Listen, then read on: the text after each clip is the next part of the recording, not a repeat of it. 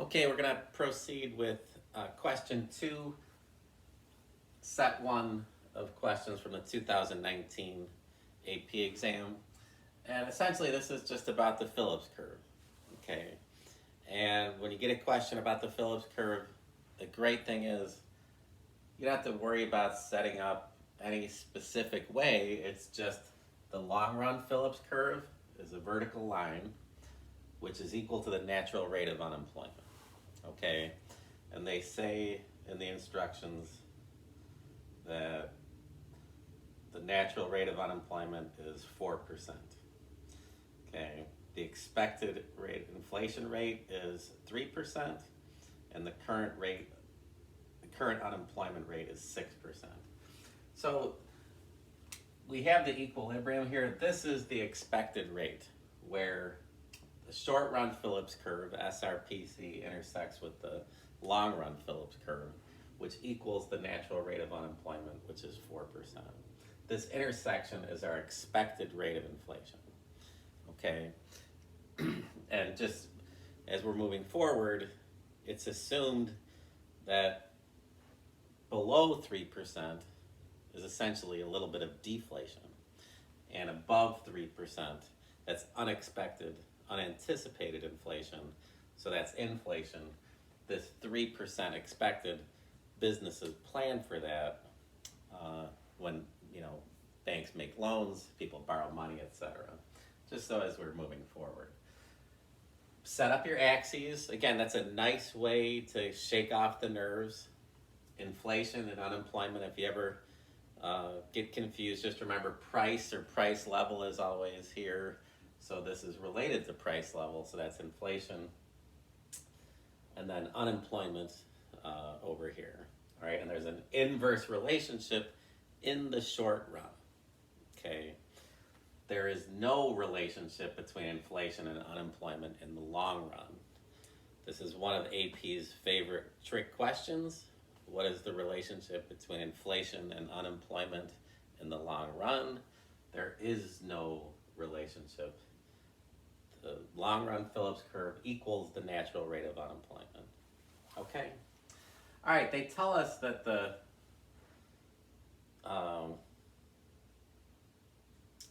unemployment rate is at 6%. And they say draw a correctly labeled graph and label the current short run equilibrium as point X.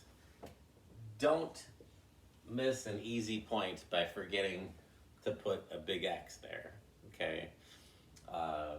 Nothing fancy. I've got 6% unemployment. We're hearing so much about unemployment lately in the news. Just remember, higher unemployment, that's a bad thing, right? So I have my saying, Philip enjoys eating ravioli. Well, why do I have that saying? Well, Philip is the Phillips curve. Enjoys is expansion, which is up here. Eating is equilibrium, which is right here. And ravioli, Patrick Feldmeyer, is recession. Okay? So the economy is in a recession. They don't ask something about that, but I want you to think along these lines, because again, we're not answering this exact question from 2019. It's going to be different. So they may ask, is the economy in a recession or a period of expansion? Okay. All right, so they're in a recession. All right, part B, is the actual inflation rate greater than, less than, or equal to the expected inflation rate?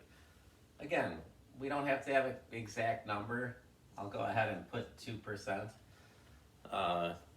just as a placeholder, but that's clearly a lower rate of inflation. Okay, so we have some deflationary things taking place in the economy. The price level is less than, or the inflation rate, is less than the expected rate of inflation. So part B, and by the way, as you're going through the AP exam, if I told you I'm thinking of a number in my head, I'll give you $10, 5, 10, or 15, which number am I thinking in my head? You got a 1 in 3 shot. What do you have to lose? Guess something. Okay, what number was I thinking of? Originally I was thinking 5, but then I changed it to 10, but that doesn't matter. Okay. So part C. Now here it gets a little bit trickier. Usually they set up the questions, a couple of easy questions to start. Just keep some basic principles in mind. Assume loans were taken into account the expected inflation rate of 3%. Will lenders be better off or worse off after they realize the actual inflation rate identified in Part B? Okay, explain. So this is a tough question. When talking about who wins and who loses with inflation, I just have a quick saying: borrowers win with inflation. Okay, what does that mean? Well, if borrowers win with inflation, lenders lose with inflation. If borrowers win with inflation, well, here we have deflationary aspect. We're less than the expected rate of inflation, so borrowers lose with deflation, which means what? Lenders win with inflation.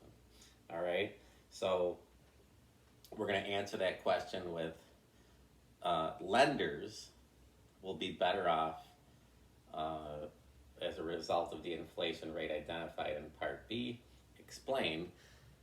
The explanation is essentially the real value of the dollars that they're getting paid back is greater than what it would have been at 3%.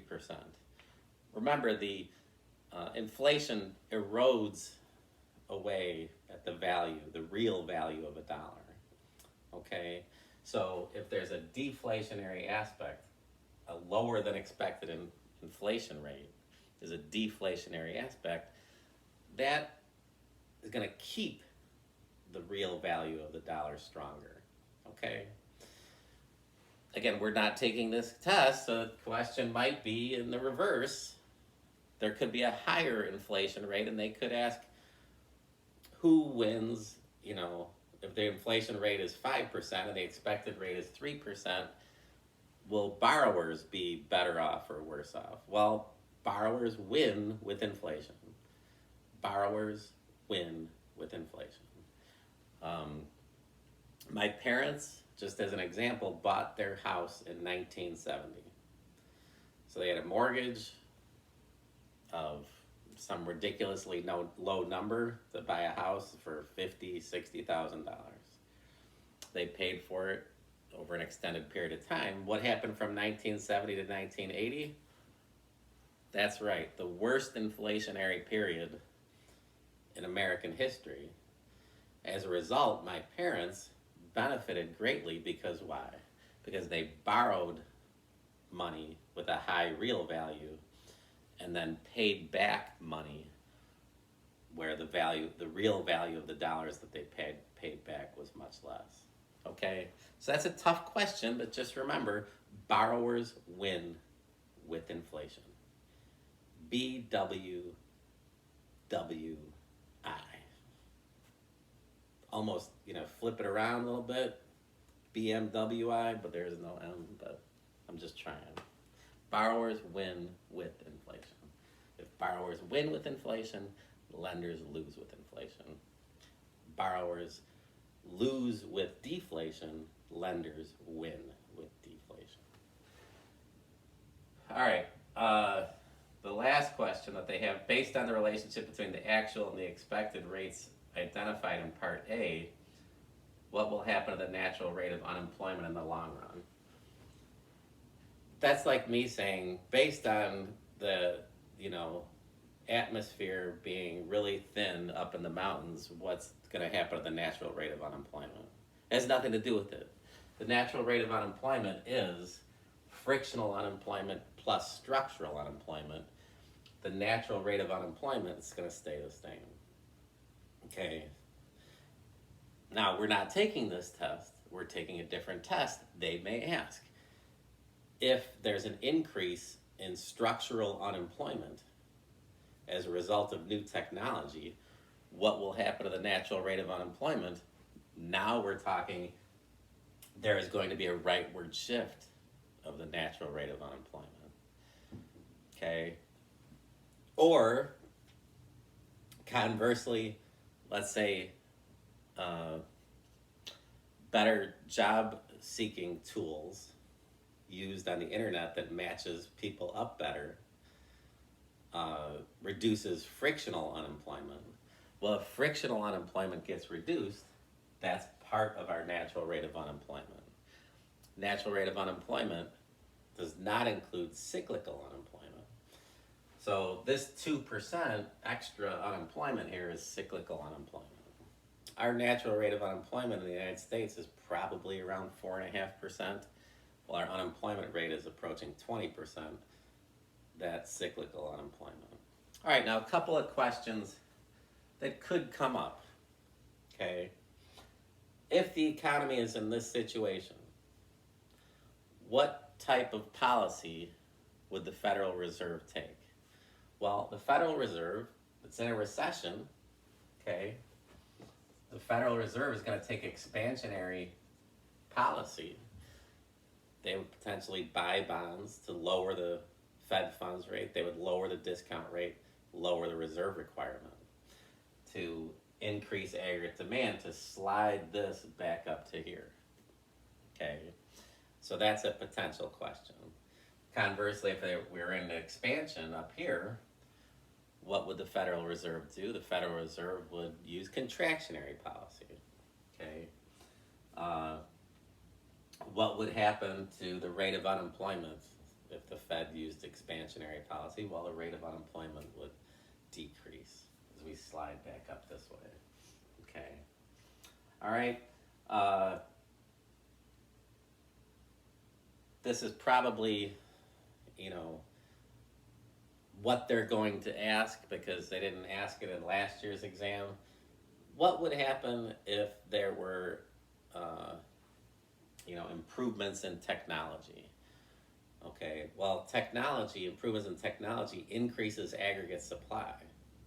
If there's an increase in aggregate supply, that lowers the price level and increases employment, which decreases unemployment, that would shift the short run Phillips curve to the left. Okay, so aggregate demand shifts change by going along the short run Phillips curve.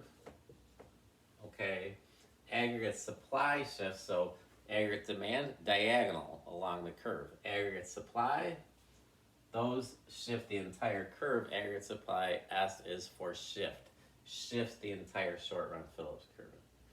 Okay. In the opposite direction, let's say there was labor strife, strikes, and an increase in the minimum wage, higher labor costs, what would happen? The short run Phillips curve would shift to the right. Okay? Alrighty, so that runs us through pretty much the questions that they might ask. Oh, I forgot to mention, if we're in a recession, what type of fiscal policy would the president have to use? Well, if we're in a recession, the president would have to lower taxes or increase government spending. And make sure you don't flip-flop your fiscal and your monetary policy. Fiscal has to do with effing taxes. Filing taxes. That's right, I said filing. Filing taxes. Okay. Monetary policy is essentially about the money supply, buying and selling of bonds by the Federal Reserve, interest rates. Okay. Alrighty. Okay, now let's move on to question 3. As I smoothly shift the boards.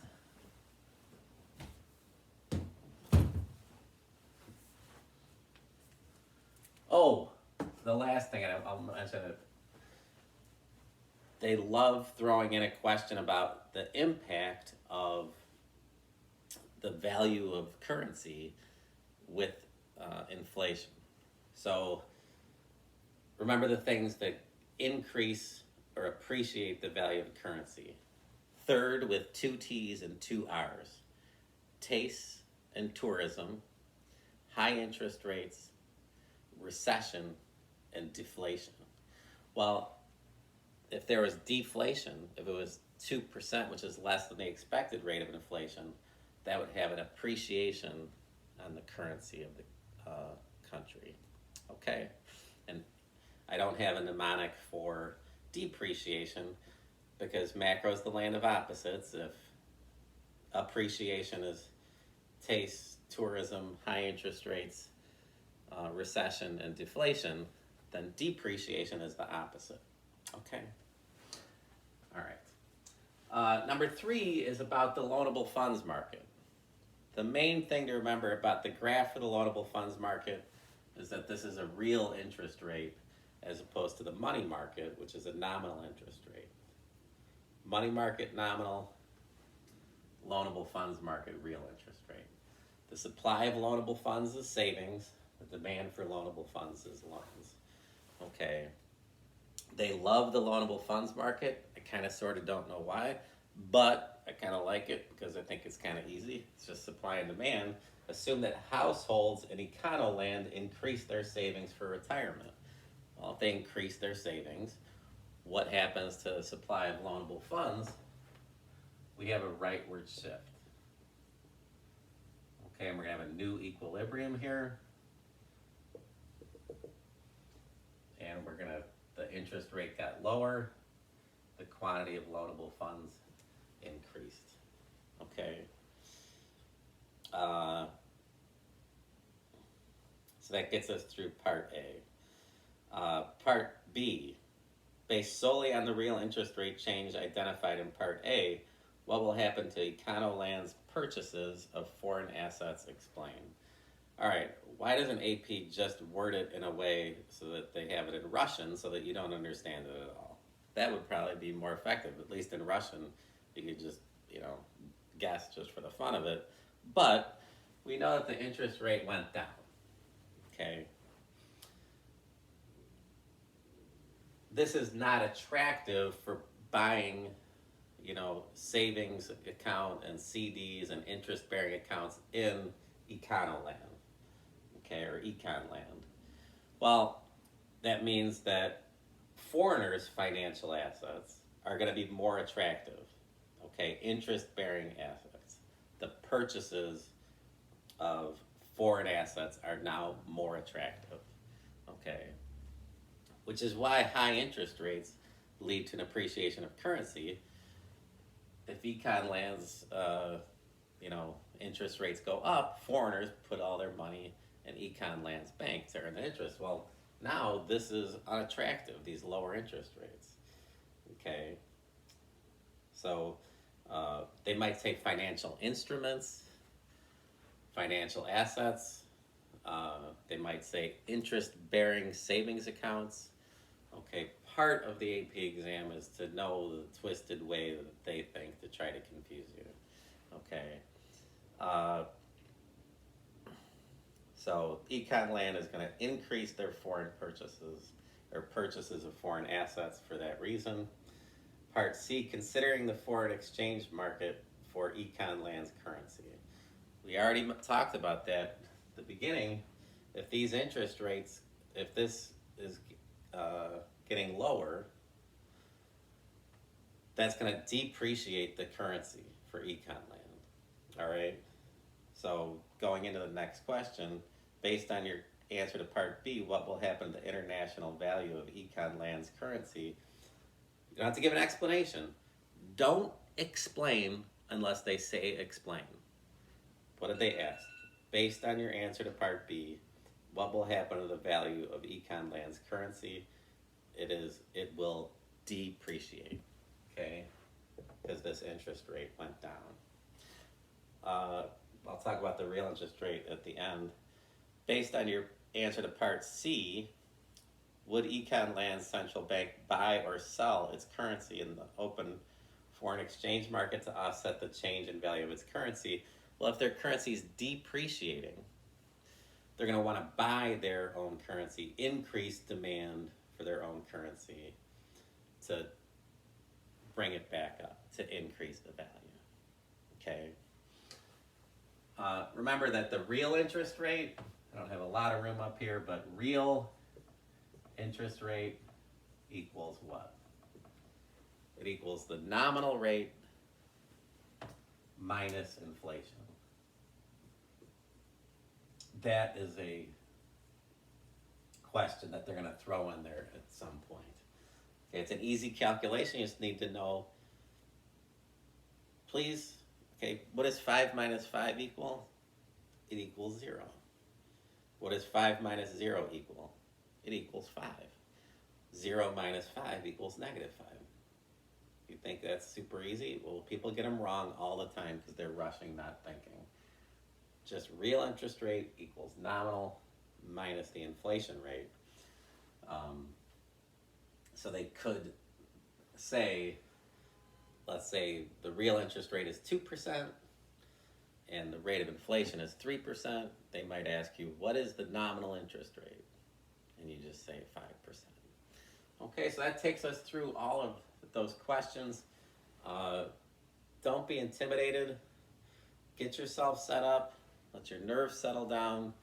They're usually going to ask you some other question to tie in based off of interest rate things, especially appreciation and depreciation of currency, especially what might happen, with fiscal and monetary policy. Okay, and we'll post this and move on to the next thing.